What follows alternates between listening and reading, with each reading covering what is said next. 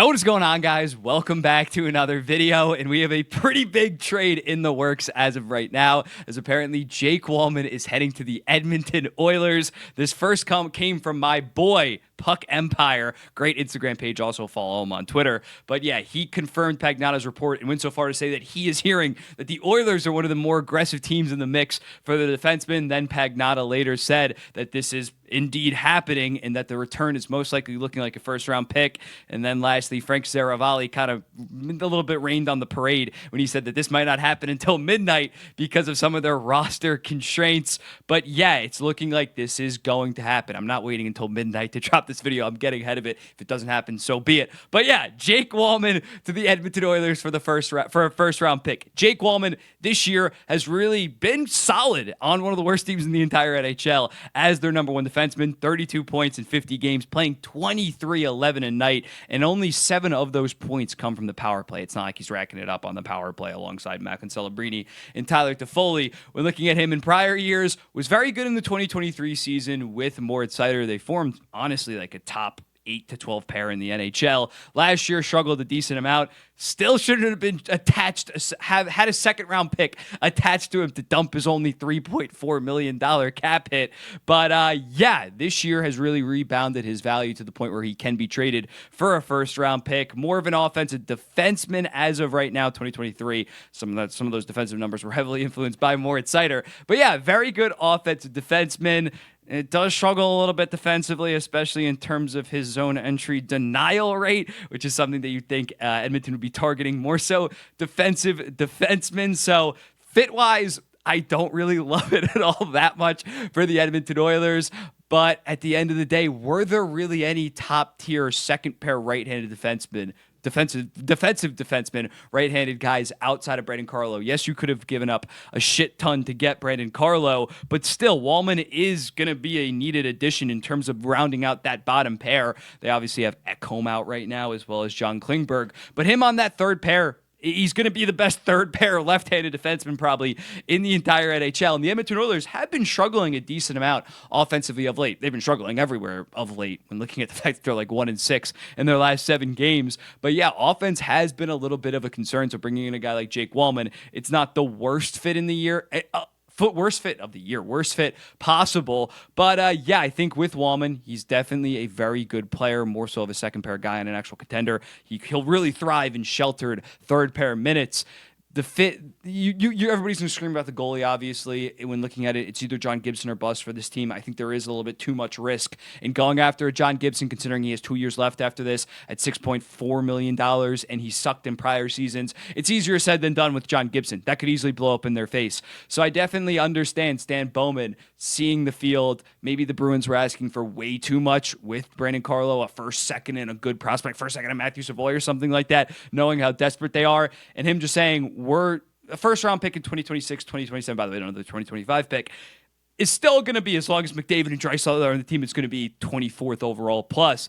Yeah, him just saying that we get Walman, we get an upgrade, and also with Walman, what is so massive about Walman is it's not a rental. He has another year at just $3.4 million. He's a guy that you can fit under your cap space this year because he barely makes anything. So I think that people are going to look at a first-round pick and think that that's a little bit too much. I don't really think that is that much at all, considering how good Walman has been this season, and he has term on top of this. If this was a rental, I'd be I'd probably give this like a C+ for the Edmonton Oilers, just because they really don't need him. But I think that this is an okay, solid deal for the Edmonton Oilers, given the fact that he has another year left. And he's just subjectively a very good player, and the Edmonton Oilers are not this offensive wagon that they were in prior years where they don't really need any offensive defensemen. So yeah, I'd give them like a B-, a B on this deal. I think it's pretty solid given the market. There's barely been any defensemen. Ryan Lindgren got a second and a 4th round pick. Like, what are we talking about when it comes to these defensemen? Seth Jones, I guess they could have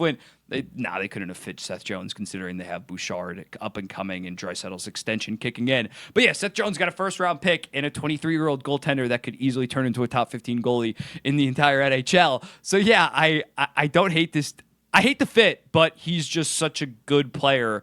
I mean, I'm not saying he's like a top 50 defenseman, but he's a good player that is going to help a team that needs to win these next year and a half. And also, Ekholm's getting up there in age.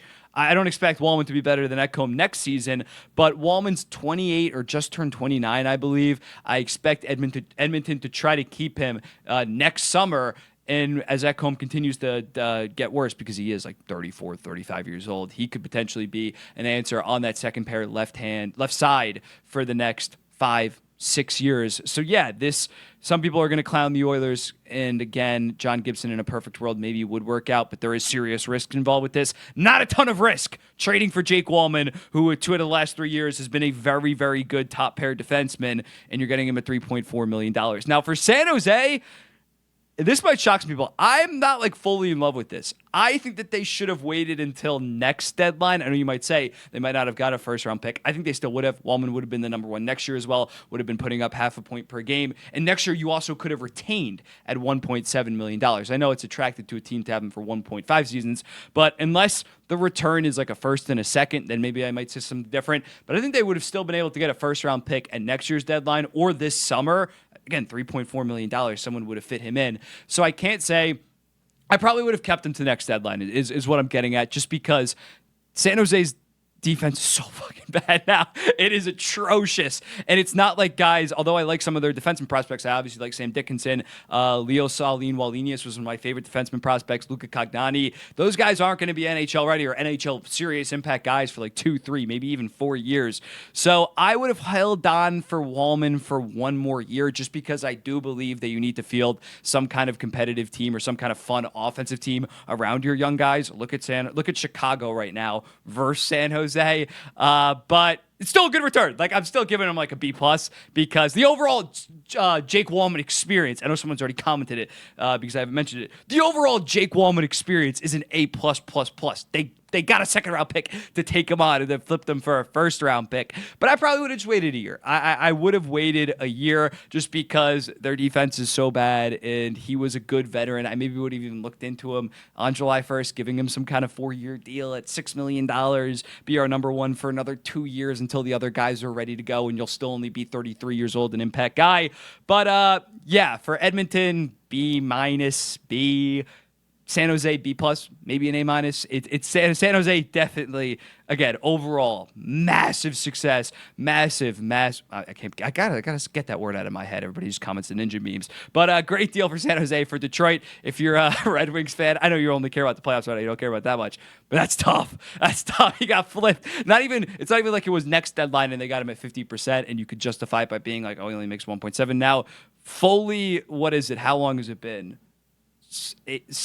8 months since you attached a second round pick to dump him. He is now, or 9 months. He has now been flipped. No, 8 months. He is now almost 8.5 months. He has now been flipped for a first round pick. That is somewhat of an indictment on Steve Yzerman. But yeah, let me know in the comments. What do you think about this? I'll maybe adjust like at midnight if some new details come out. I'll definitely post my trade grades over on Instagram once we get the full final deal. So maybe if this changes, if it's a first round pick and Matthew Savoy, clearly my opinion on this changes if it's one way or another, or if it's like I don't know how it would change that much. If it's a first round pick for Edmonton, I'm really not budging on like B-, B. But yeah, let me know in the comments what do you think about it. I'll be seeing you in the next one. Peace.